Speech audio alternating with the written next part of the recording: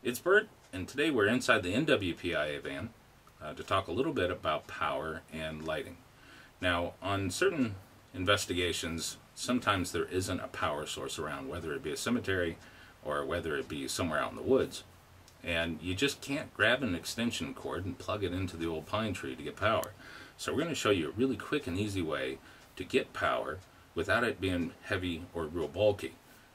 So let's take a look at what we have, but first we're going to need some lighting to actually show you what I'm talking about. The battery is probably one of the most important parts of this entire project. The one that we have here we found at Lowe's for about $35, and as you can tell, the size of it's pretty small and it's lightweight. It's actually supposed to go inside of a riding lawnmower. So you put it in an old camera case, you put a strap around the camera case, and now you're totally mobile. For 35 bucks, it's not a bad deal. So here's your 400 watt power inverter. It's made by Coleman. It has an 800 watt peak, and I think that is probably a little too much for what it is that we need if we're just powering a few lights.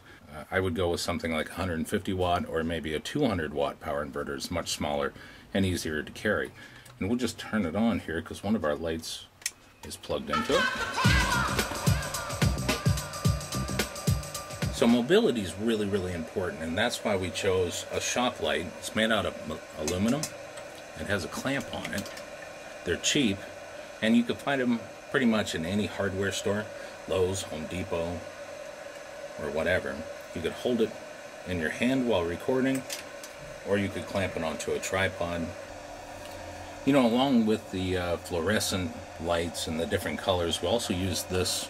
It's a black light, and you can pick this up at Walmart for about $6 to $9, and it's a reptile light. It's a night light or a heat lamp for reptiles, and it does almost the exact same thing as an IR light does.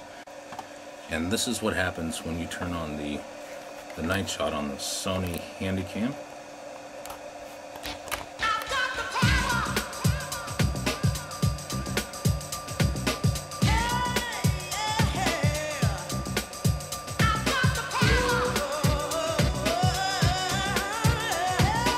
You have a lightweight battery, you have an old camera bag with a shoulder strap on it so you can carry it around, you have your power inverter, you have a couple of these aluminum shop lights, some bulbs, and that's really all you need.